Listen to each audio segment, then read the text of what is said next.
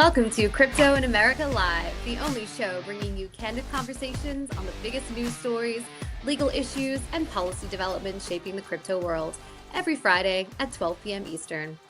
Well, it was a big week for crypto policy in Washington, D.C., especially when it comes to the movement on market structure and more clarity from the CFTC and the SEC. Gerald, you were in town for the Blockchain Association's Policy Summit. What a stacked lineup of speakers they had. I kept looking at their Twitter page and I was like, wow, like they've got like all the big names. It looked Yeah, like a lot of fun. happy Friday. No, it was I feel like every year they do a better job, and obviously this year just, people are interested in engaging and coming around. So, yeah, great year for crypto in DC. Yeah, yeah. Where in the world are you today?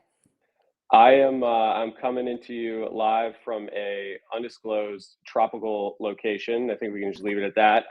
Everybody can excuse me being a little shiny out here in the 80-degree heat, but yeah, it's good. Good to get out of the snow and the ice in the Northeast right now too. Yeah, I'll say it's definitely cold and windy here in DC. It's not snowing yet, but I think there's snow forecast for the weekend. Jacqueline is in Abu Dhabi, so she won't be joining us today, but she should be back next week. And I think then we're all home for Christmas, so maybe no more travel for the rest of the year, at least no more traveling abroad. Um, so that'll be us for, at least until the new year. But let's talk about the show. We'll kick off what's going to be a packed hour, policy power hour. I'm going to call it crypto policy power hour with the Blockchain Association's Summer Mersinger. She's the CEO. We're going to chat to her about all things BA Policy Summit coming up. We're also going to have on the blockchain professor, aka JW Verret, who's here to discuss the war heating up between the big banks and crypto. And then later on in the hour, Telcoin CEO Paul Neuner is going to talk about crypto's integration into the banking system and how his firm is part of that. And actually, like the perfect day to have Paul on because we just got the breaking news, which we're going to talk about as probably the first story in crypto headlines today. 5 crypto companies just got the green light from the OCC to get a trust charter. And pretty big news here, Gerald, right? I mean, this was something that they've been waiting for months now. I think a handful of these companies put in their applications early this year. We've got Ripple, we've got BitGo, we've got Paxos, we've got Fidelity, and we got Circle. So big news for these crypto companies who want better access to the banking system.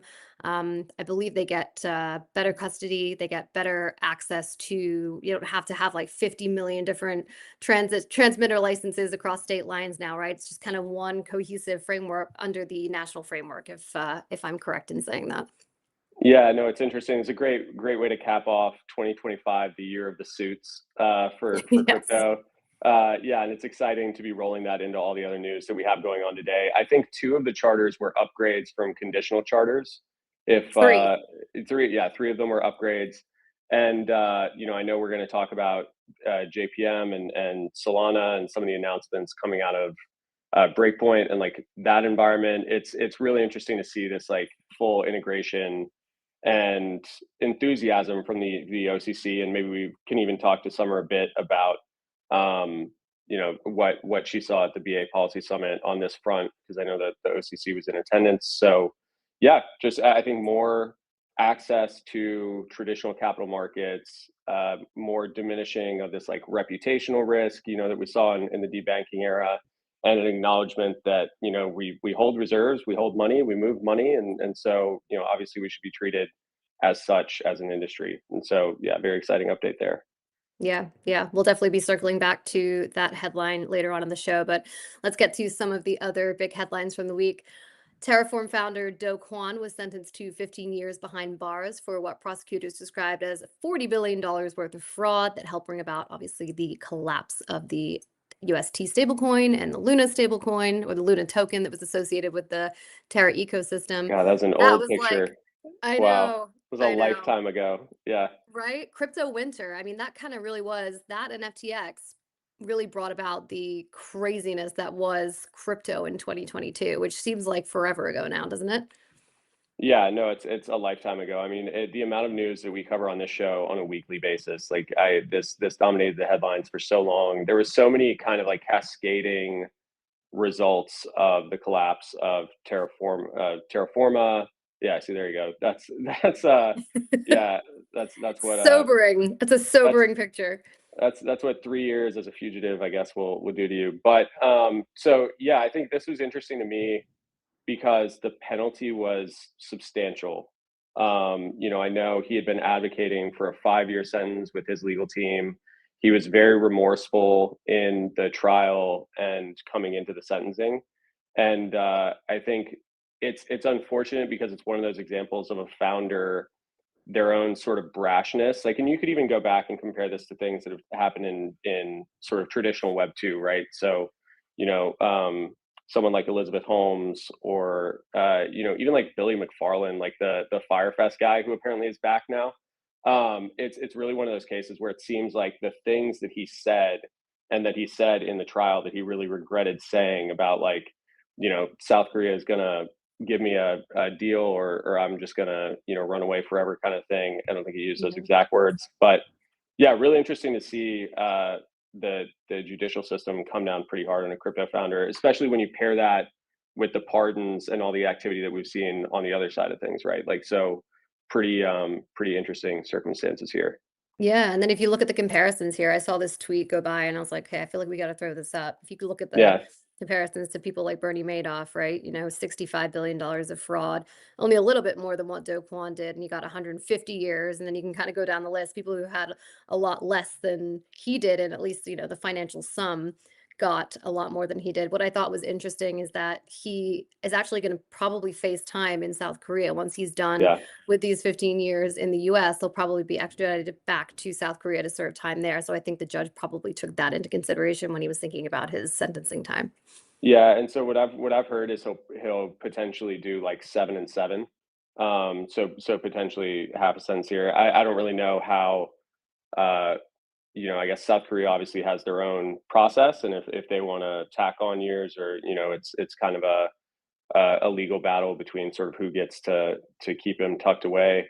I want to point out, so one thing that the judge said was interesting to me is he acknowledged that, like, Terra Luna itself, like Bernie Madoff Securities, that was a Ponzi, right? That was a Mhm. fraud the entire time. And so the judge was saying, like, Terra in and of itself was not fraud, right? Like, it was a product that worked, it was an ecosystem, it raised a lot of capital. But what the judge highlighted again was these statements that Do Kwon was making as it was collapsing, going after detractors, not disclosing the injection of capital that restored the peg by Jump, which is public knowledge at this point. Mhm. So it wasn't necessarily that Terra was a fraud; it was that the collapse of Terra resulted in a lot of fraud. And so that was a really interesting kind of point to make from the judge, where he's saying, look, I know you were running a real business, and then things went sideways, and you reacted very badly to that, and that is Right. where you did all the crime. And so that was an interesting kind of perspective to hear, where the judge acknowledged, like, you were doing something, you just then went on to do some crime. Yeah, You handled it very poorly. yeah, yeah. Yeah, yeah. Lots of regret probably in hindsight there. Um, well, let's get to number two. Acting CFTC Chair Caroline Pham was on a roll this week, to be perfectly honest. I mean, she's just rolling out initiative after initiative, but she came and did a launching of a pilot program for using tokenized collateral in derivatives markets, right? I think it was Bitcoin, Ethereum, and USDC will be able to be used as collateral.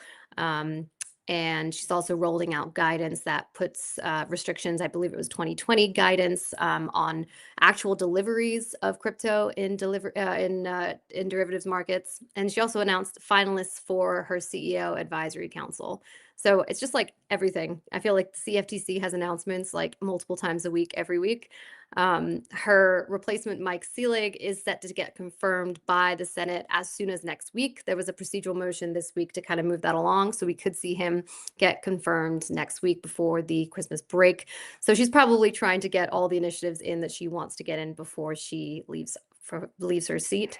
But it's been pretty impressive to watch. I mean, there's a lot of initiatives coming out of that agency right now.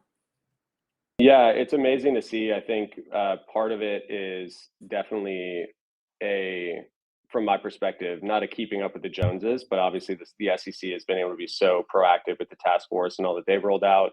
and it's great to see Acting Chair Pham roll out, as you mentioned, a lot of familiar faces on that CEO list. That'll be a very interesting council if it should continue to sort of roll out and ramp up its activities under hopefully confirmed Chair Selig. And then Mhm. on the collateral piece, one of the things that I think the legal community has been debating is it's a great announcement, and then in practice, what does that look like? You can't. It's what is taking that collateral and actually rolling out frameworks and regulatory guidance to implement that strategy look like? And I think that will fall on probably a renewed or a varied sort of CFTC chair. And so hopefully he'll be able to staff up and really get moving on all these initiatives that have been kind of jump started for him. I was gonna say, is that something that market structure probably has to be in place for that to really start rolling out, or is that more guidance from the CFTC and maybe even the SEC? Yeah, I think it's something that you can do in the absence of market structure. I Mhm. don't know, and we'll talk about, some of the drafts that have been bounced around, some of the language that's been bounced around, like whether or not that directly impacts rolling out this. It seems like something the CFTC can probably issue guidance on their own uh, without impacting market structure. But then again, you see like even Genius has passed settled law. And it's like, okay, now we need, all these agencies that we have in the US have to coordinate on kind of rolling this out. You need Treasury. So it's a lot of work to do from a lot of different stakeholders. So we'll see how that goes. And I guess putting the infrastructure in place too, right? That takes time. People building out their platforms and exchanges getting ready for initiatives like this too. So Yeah. still some time to go. But speaking of rolling out platforms, JP Morgan arranged a commercial paper issuance for Galaxy Digital on Solana this week. And I think that was a major milestone. I think, what stood out to me the most about that was that JP Morgan has been very adamant about building on their own private blockchain, Connexus, for most of these projects where, they're kind of dabbling in putting traditional securities on chain. But this was the first time they've actually kind of branched out and they chose Solana for this project. So I thought that was pretty cool to see. But also, it's the first time that a US debt security of this kind has been issued and serviced on any kind of public blockchain. Yeah, so I've huge FOMO. This is the first break point I've missed in I think like 4 years, and it sounds like it's an interesting one. I've also heard from some folks that there are more, again, the year of the suits, more button downs at Breakpoint, than anyone has seen before. The public blockchain piece is huge here Yeah. because I think the criticism or the thing that people have been waiting to see major traditional financial players do is either operate a permission chain, which like, okay, that's great, but that's not DeFi. It's not really making progress as far as like more crypto ethos goes. It's just digital rails. So to see them adopt Solana, point to that as a standard and a partner that they can actually work with is pretty bullish. Permission DeFi is not DeFi, to quote friend of the show, Rebecca Reddick, right? Yeah, there you go. And we'll talk to. We got a great guest on today to talk about it. So yeah. Yes, exactly. So we will get to in just a moment. But last one of the day, the DTCC subsidiary, DTC. So I read that wrong at first. I guess it is related to DTCC, but it actually is just a subsidiary of theirs. But they got a no action letter from the SEC to offer tokenized stocks, bonds, indexes, and ETFs. It's just another green light, right, for the SEC to kind of uh, getting on board, really getting on board with this tokenization stuff. We saw them clear up that investigation with Ondo that they were looking into them for about 2 years. Broke that scoop on Monday.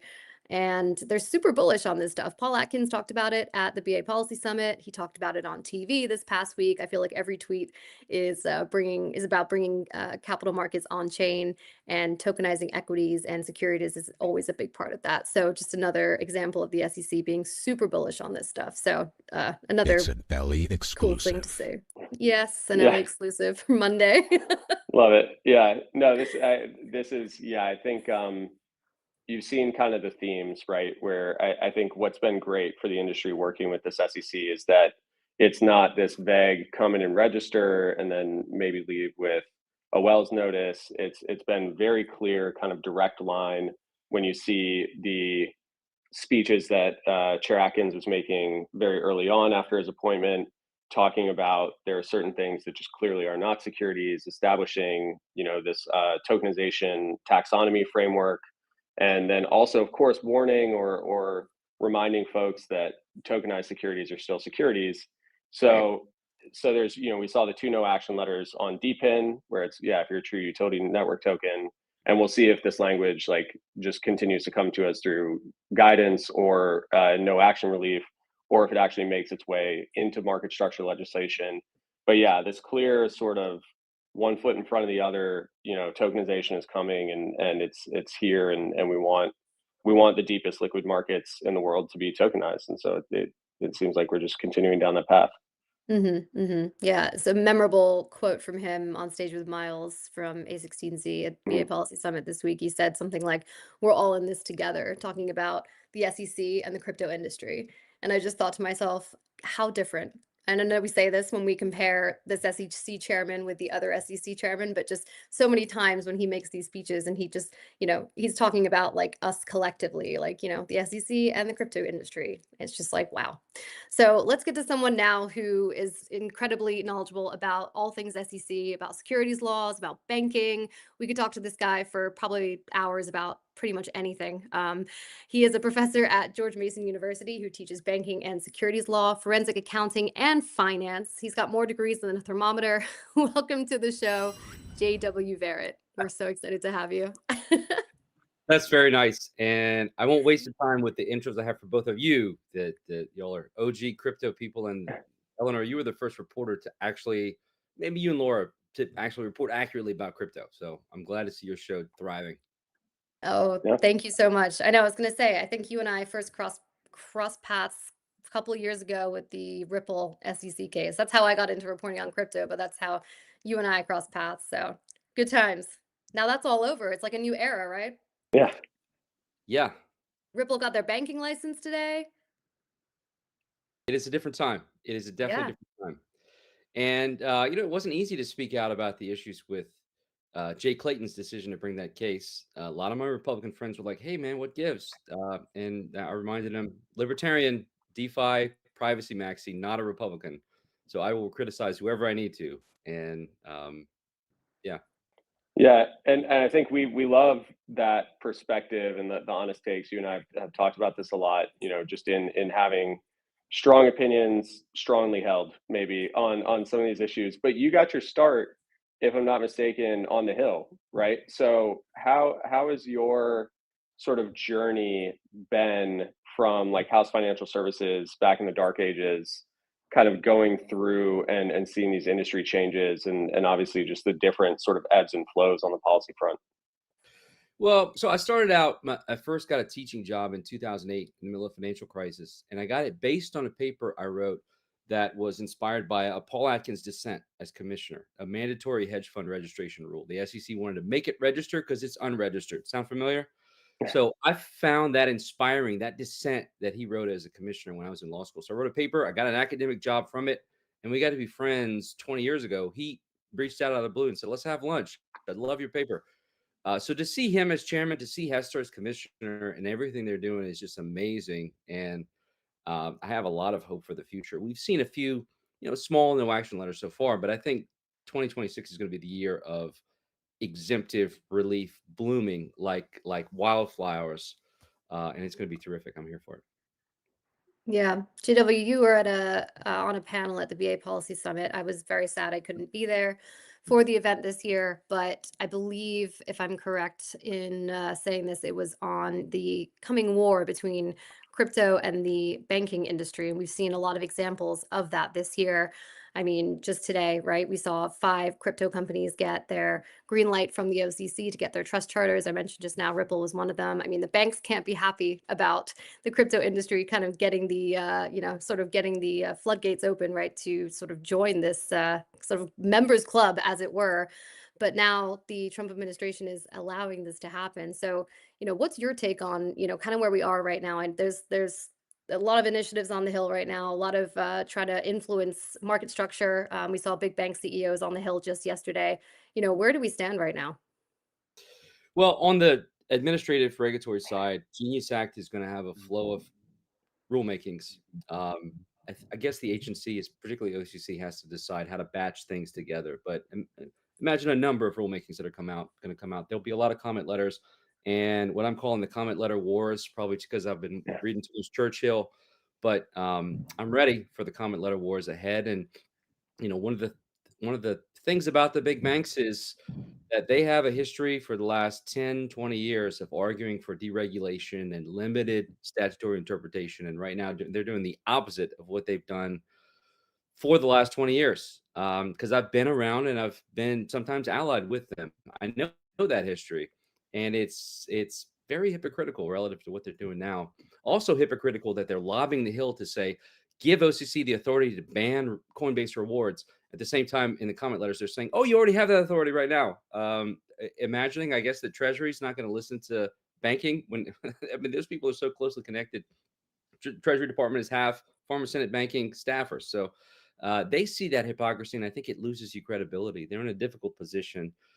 It also worries me, though, that the kind of nefarious things that bank CEOs are doing. I mean, they definitely see the over application of AML as a cudgel that they can use to box out this industry.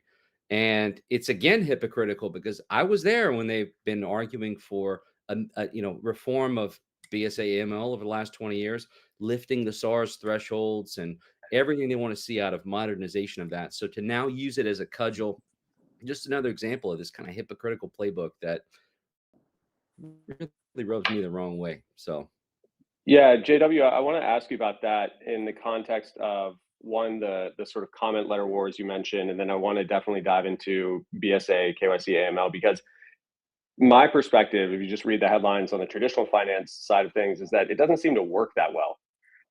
Like the system itself, as it's designed, doesn't seem to prevent that much financial crime. We can talk about that, but I want to come back to Genius, and you mentioned sort of the ABA and BPI and others kind of trading comment letters, of course, after Genius has passed.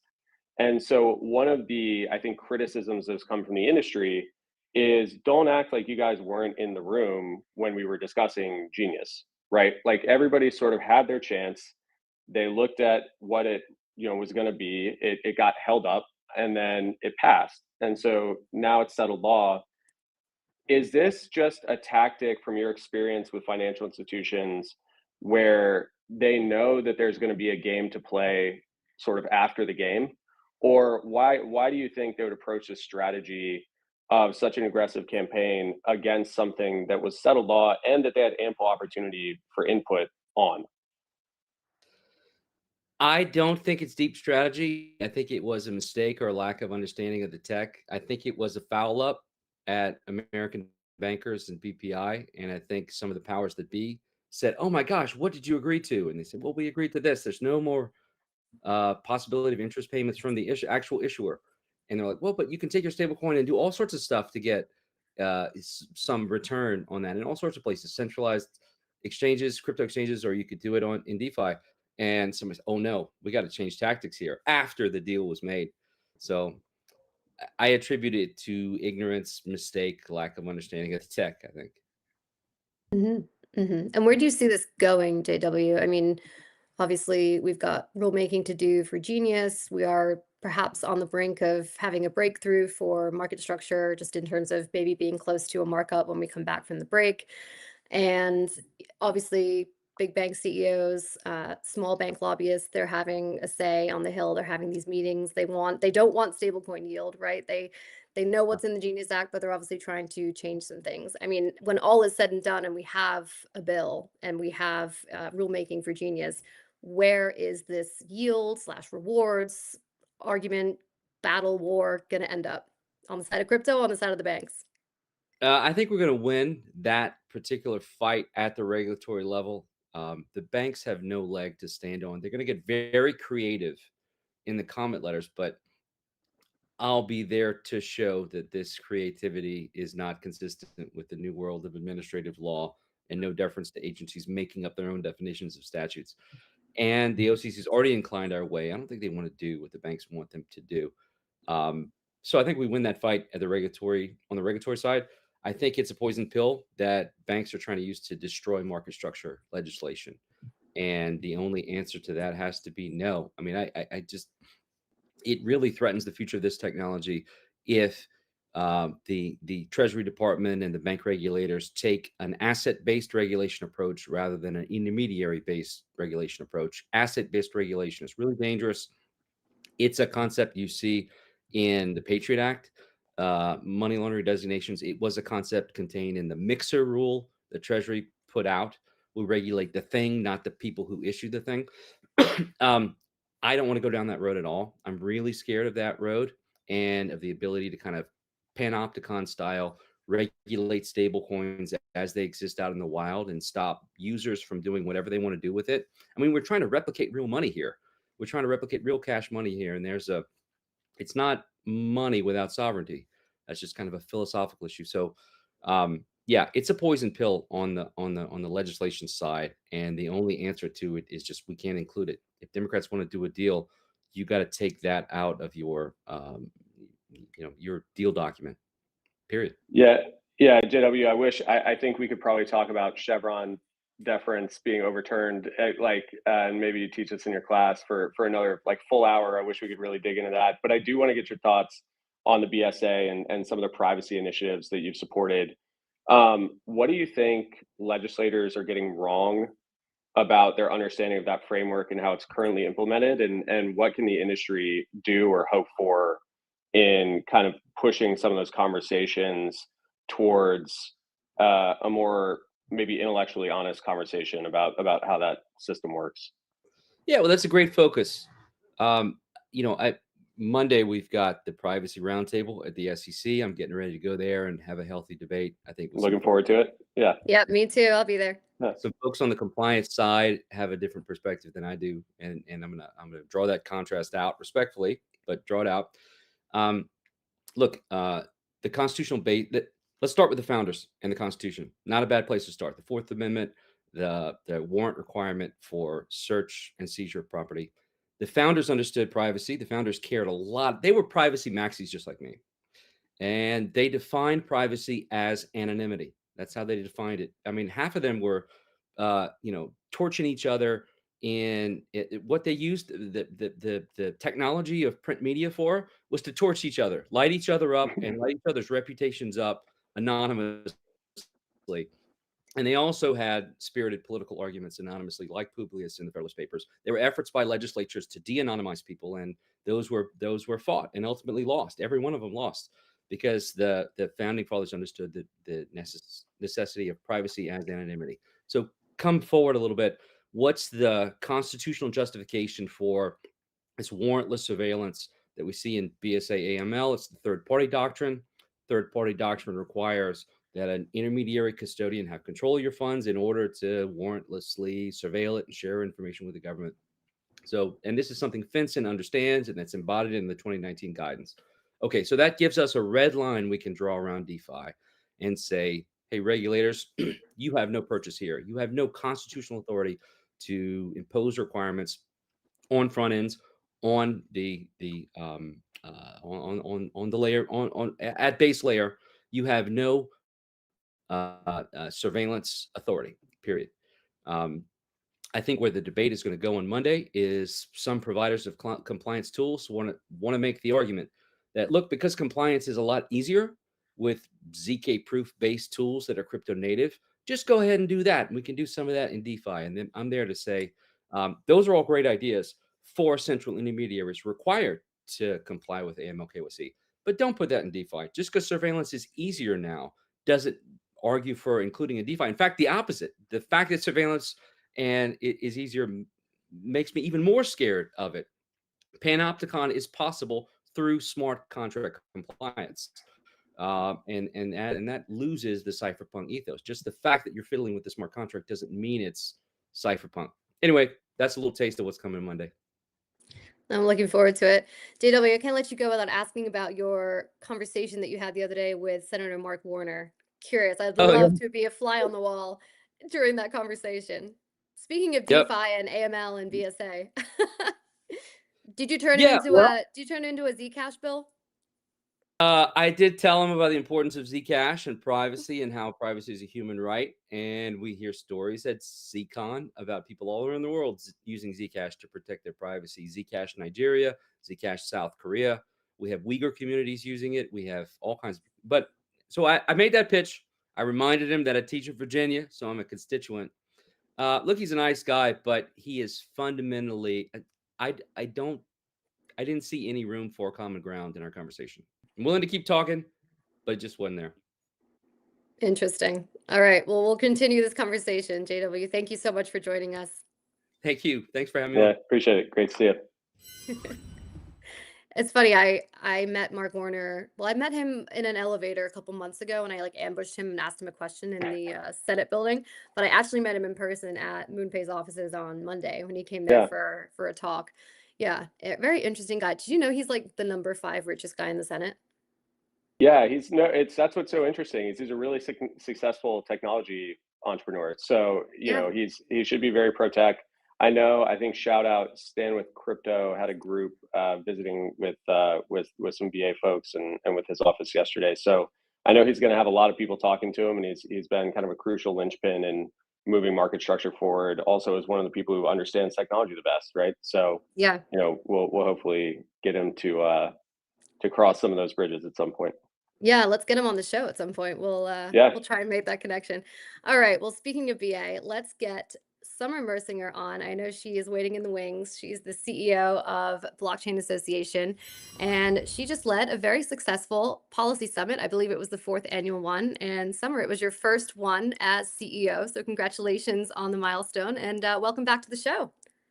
Thank you, and happy to be here. And glad I could follow JW as he's a great warm-up act. Yeah. He is. No, Great to you see both that. are. And I believe you're going to be at the SEC roundtable on Monday as well, right? Yes, absolutely. I will be there, and I will be learning from those around me because I think there's a lot of great discussion that's going to happen at this roundtable. Yeah, I'm really looking forward to that. Well, we do really want to get your take just on the success of BA. I mean, just I wasn't there. Unfortunately, I couldn't make it, but I know Gerald was, and a lot of the industry folks that we talk to on a daily basis were, and there was nothing but, positive comments for the whole thing. But for those of us who couldn't attend, for you as CEO, and I know I saw you on stage a lot, you did a few interviews, and at the gala, I know you spoke with Howard Lutnick. What were your key takeaways, though? I mean, aside from the great speaker lineup, what were the key messages and sort of key takeaways that you had as CEO and someone who leads, such a prolific industry trade group? I think one of the key takeaways that I felt, that others felt, that I heard from everyone was that there is so much momentum in this space. It feels like we've leveled up. We're playing in the big leagues now, and we have the momentum on our side. This was the biggest summit as far as attendance, record attendance, but also just really probably the biggest names that we've had on stage speaking as well. And they brought really important messages to the membership. So overall, it was just, there's so much positive energy, so much momentum, and a recognition that, we are here and part of the discussion, and that's not going to change. Yeah, Summer, I'm curious. I think this was also the first summit that Dan Spuller, friend of the show, has missed. Congrats to him on the Yes. birth of his child. So, Oh. I know a lot of work has been done for a long time, but you mentioned this momentum. How do you keep that going forward, knowing that the industry has the ears of so many regulators and folks in the administration and on the Hill? Like, where do you see the most effective touch points as we try to get market structure across the line and how we can be more effective there?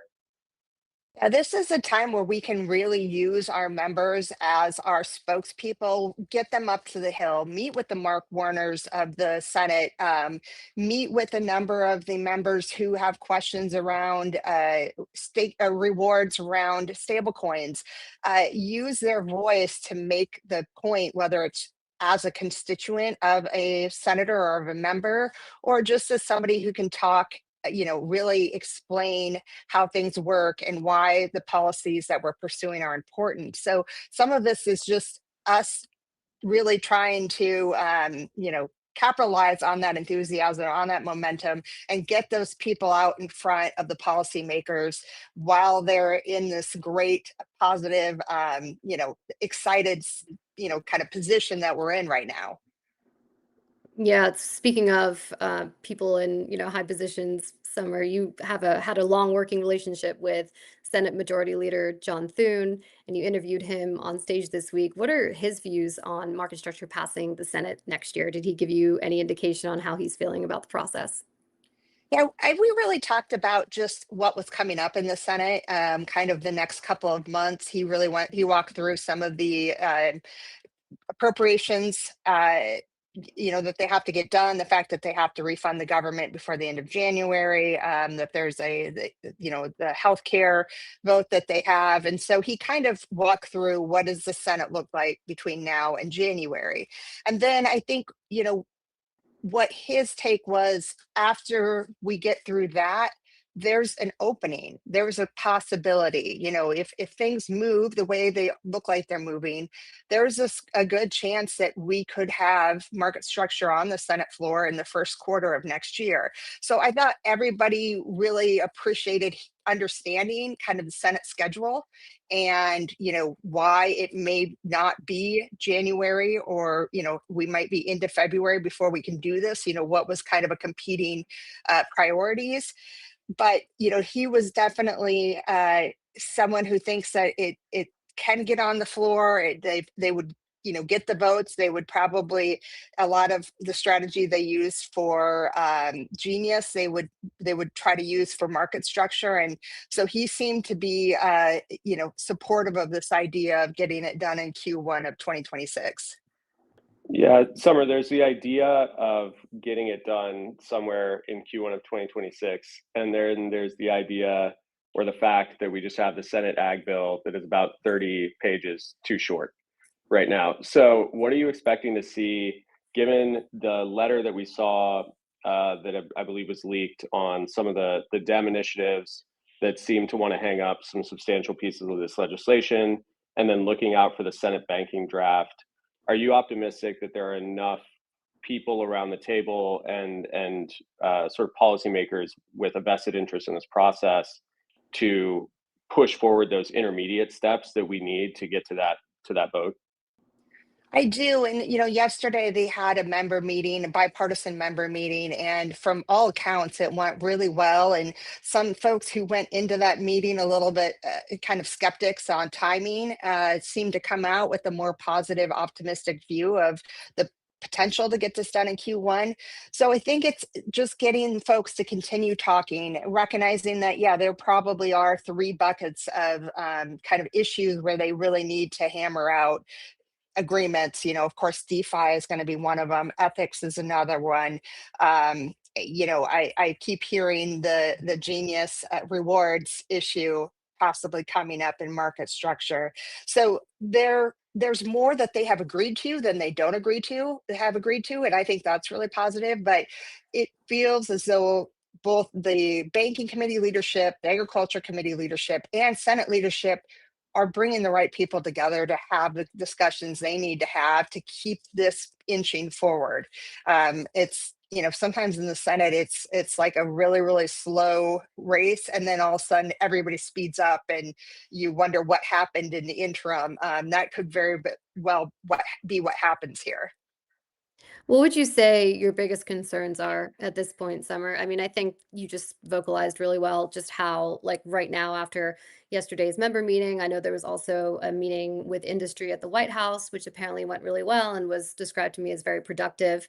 But I guess, what are your concerns going into, I guess, the final week that Congress is in session next week, and then potentially a markup and then a Senate vote in the beginning or early of next year? For this bill specifically, I mean, is it software developer protections? Is it DeFi? Is it ethics? I mean, what is maybe the standout to you that you think might be the sticking point that maybe doesn't kill the bill, but has a long lasting effect?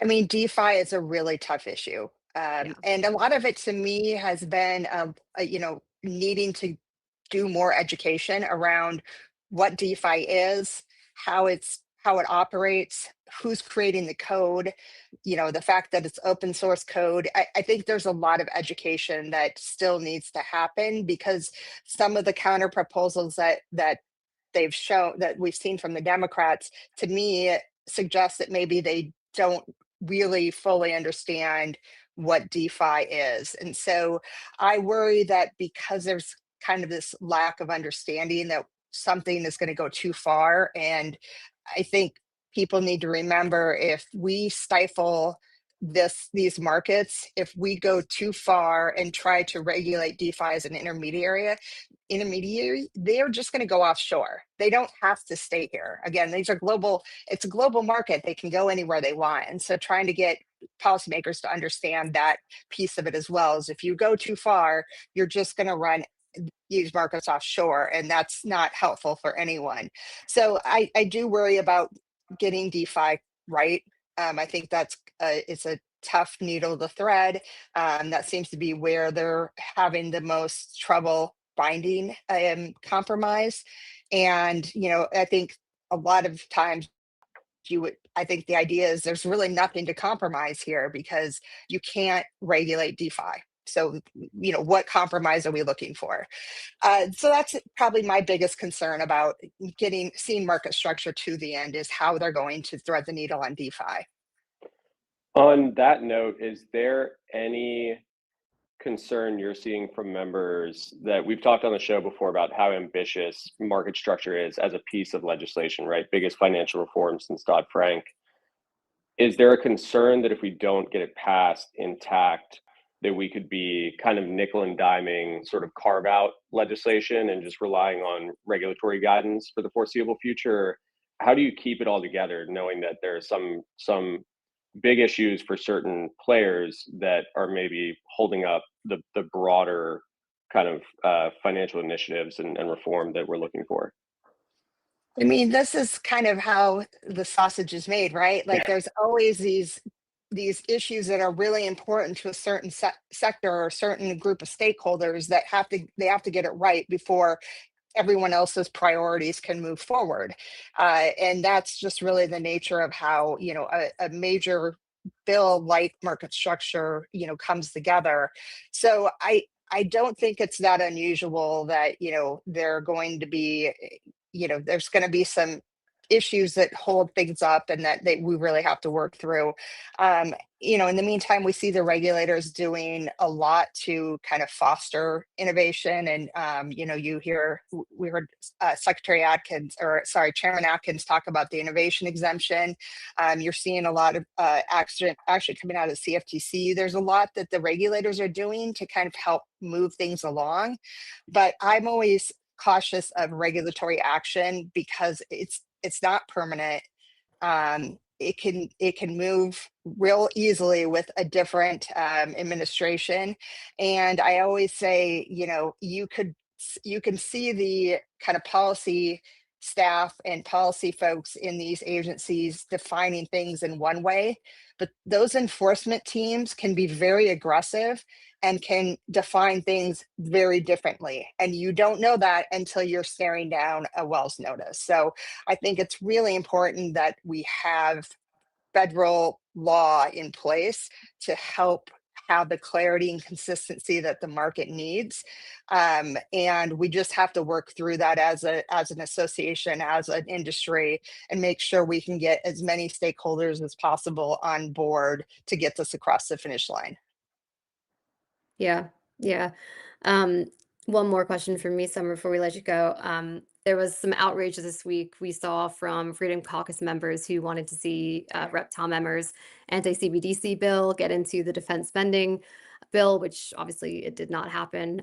But the crypto industry doesn't seem too concerned about it. I'm wondering why that is, and whether, do you see there being a different home for the anti-CBDC Act, perhaps in market structure, or, why, I feel like, why isn't the crypto industry like really talking about it as much as maybe some Freedom Caucus members are? Yeah, I think part of it is the fact that, to have a central bank digital currency, it would require a lot to come from the central bank. And history has shown that they don't move very fast. They are Yeah. not very innovative. I mean, we how long did we wait for Fed faster payment? So I think there's a little bit of the kind of thought, well, could they even get it done? That's not to say we shouldn't have this in law. We should have law that says the central bank cannot issue a digital currency. And I think there's enough support to get that done. And it's just finding the right vehicle. And NDAA is always a vehicle that people look at just because they know it's moving, they know it's going to get across the floor, but it's not the only thing moving. So there are going to be other opportunities as well. And I think right now, we don't want to turn away from some of the issues at hand, and especially around stable coins. We need to be laser focused on making sure that we're not reopening Genius and that we're not somehow taking money out of consumers' hands by saying, you can't do rewards anymore on stable coins. So I think we're just trying to stay focused on that. And anti-CBDC, it's going to get done. It just might be on a future must-pass bill.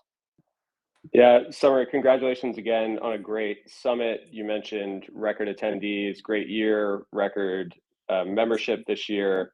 I know it's become a great place for policymakers to come and engage with the industry. I know it's not the best when you've just done something really successful to ask sort of what's next, but that's a great space we're in. What are we doing next year? Are we doing it White House Ballroom? Is that the new ballrooms, the venue next year? I mean, we've got to do something. That's what we've all said. Like, we got to outdo ourselves next year. What's that going to look like? So, but we're already talking about, what would be ideal panels. What are some things that we can talk about that would be interesting to the members that maybe isn't just crypto focused, but maybe we look at, we had a political spending panel this time around. Majority Leader Thune just talked about Senate business and Senate procedure. More of that type of content, I think, would be really helpful. And, who knows, maybe next year it's the vice president or the president speaking at our gala. We definitely will shoot for the moon here and see what we get. There you go. Well, I can't wait to see it. And I can't wait to know what we're going to be talking about this time next year, because it's, as you mentioned, it's a lot of momentum. We'll have to have you back on soon. Summer, thank you so much for joining us, and congratulations again. Great year. Thanks for having me. Have a great weekend, and I will come back on anytime you ask. Thank you, Summer. Bye.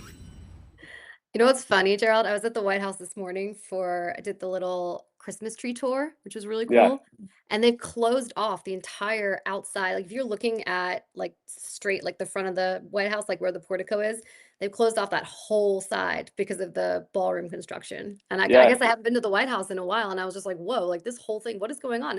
It's the ballroom. Yeah, it's a very big building, so I think it could hold the whole BA summit if we wanted to do that. I think we could it could accommodate all those folks, but it's gonna be a very big ballroom too, from what I understand. But anyway, let's get to our last guest of the show. We're going to talk about a lot lately. Crypto has been gaining wider access to the U.S. banking system. It's been a major theme this year. And we obviously talked about at the beginning of the show, 5 crypto companies getting their OCC bank trust charters just a few hours ago. We got to talk about this with Paul Neuner. He is the CEO of Telcoin. He just got Telcoin just got their own novel banking license in Nebraska, which we will talk to him about, I'm sure. But Paul, welcome to the show. Excited to have you. Got to get your take on what happened today. It's kind of a great day to have you on. It is a great day. No, thank you for having me. Appreciate it. Of course, of course. So yeah, I mean, I guess any plans for you guys to apply for an OCC trust charter in the future? No, I mean, our focus is really on an actual depository institution that can take deposits on balance sheet and can loan them. In other words, I think that the way you look at a crypto bank is one of two ways. It's either where you store your crypto, Anchorage, BitGo, Custodia, et cetera, in a sort of trust charter setup, or a bank that actually runs on crypto. And that's really what we're focused on, is, not only from a deposit standpoint, but also from a fractional reserve lending standpoint. I think the future, if you look at, say, Signature, Silicon Valley Bank, and these collapses where you had depositors moving much faster than the underlying call reports, et cetera, I do think that we can show the regulators that if you actually do have fractional reserve lending on chain, that's something that is can actually de-risk the whole system. Yeah. So Paul, you guys went with Nebraska and made that announcement of the charter there. And I think it was interesting to see a little bit of the Twitter chatter. I think the governor of Wyoming chimed in on how sort of novel this was. And then obviously we're just talking about the OCC and what they're doing. What about Nebraska and maybe their regulatory environment or that relationship made that the place for you guys to set up shop? Well, I think that, first of all, it's just about, the state system is great because you have petri dish is something that for a very long time, states can be more aggressive and innovative in certain areas.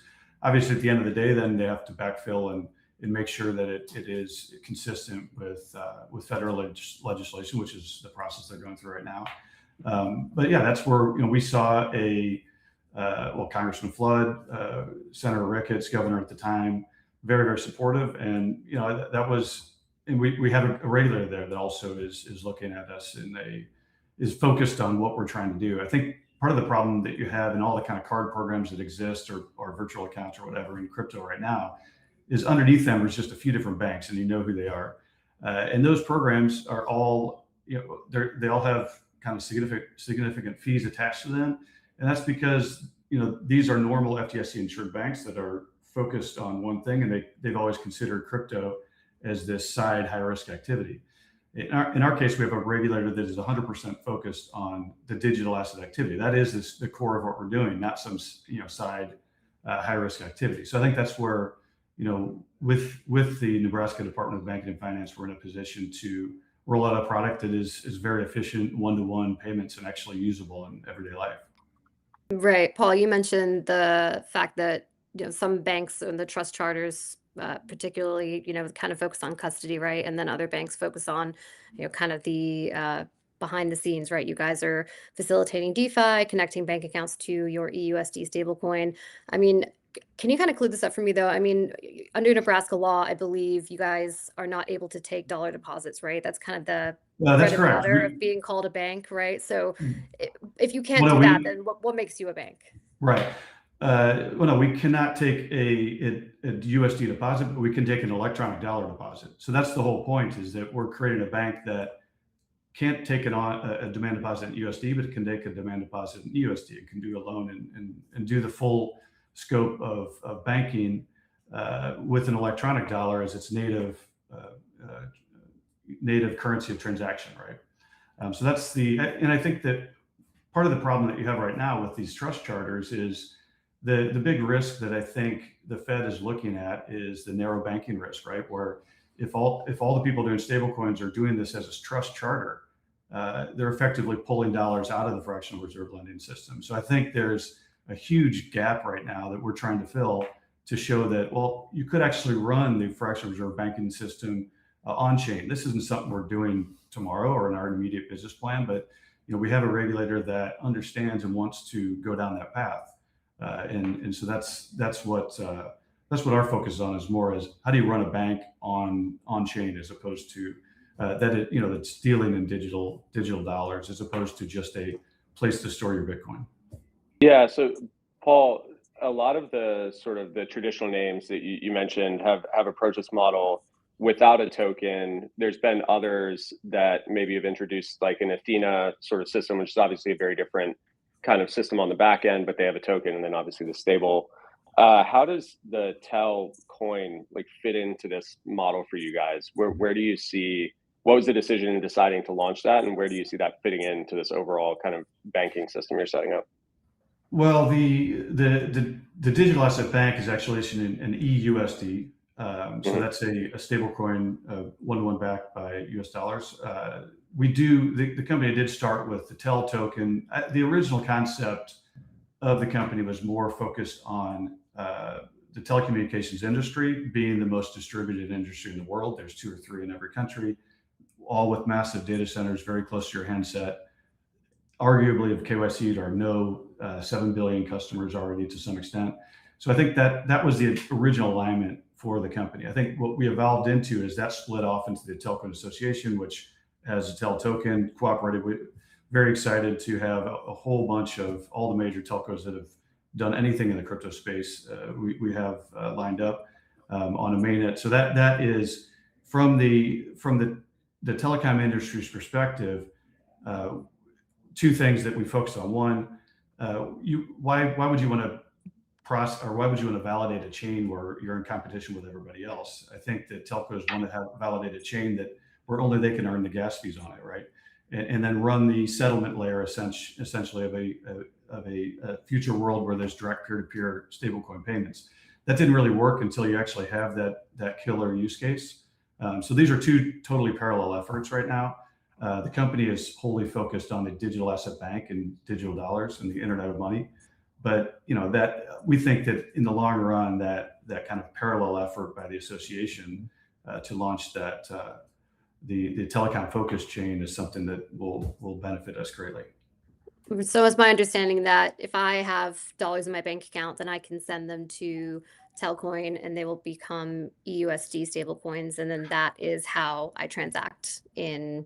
You like could Telcoin do Bank that, World. but we would also give you an account number that's natively tied to an EUSD dollar. So that's why it's not like we don't need to be able to take a demand deposit of US dollars. We're actually wiring it directly to an on-chain EUSD balance. Understood. And are customer funds held in a regulated bank account, or are they just backing the stablecoin? So the NFIA is pretty much in line with Genius. There are a few things that do force us to store a certain amount in Nebraska banks, but by and large, it's almost exactly the same FDIC insured banks or short-term treasury notes. Gotcha. All right. Any plans to apply for a master account? I know a couple of crypto companies or companies that are looking to expand into payments will find that useful. Custodia and Kraken being one of them, but or two of them anyway. Is that something that you guys are maybe looking at branching out into in the future? Sure, we're absolutely going to do that.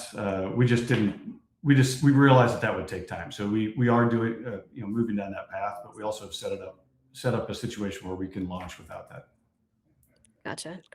All right, cool. Paul, thank you so much for coming on. It's a really interesting day to have you on to talk about this. So we'll have you back, and good luck with everything, and have a great weekend. Thank you very much. You too. Yeah, thanks, Paul. Bye. All right, we were bad with time management today, Gerald. Yeah, that gotta be flew better by. at I don't that. know what happened. Yeah, I know, it's busy because we news have so day. much fun. Yeah, busy. All Well, right. crazy rundown. Yeah. Crazy rundown. All right, well, great show, and everybody, thank you for tuning in. I'm not sure how many live listeners we have. Let me just shout that out before we go. Oh, we have almost 8,000. So to almost 8,000 of you, thank you as always for tuning in. We really appreciate you. Have a great weekend, and we will see you next Friday. Thanks, guys. Bye, y'all.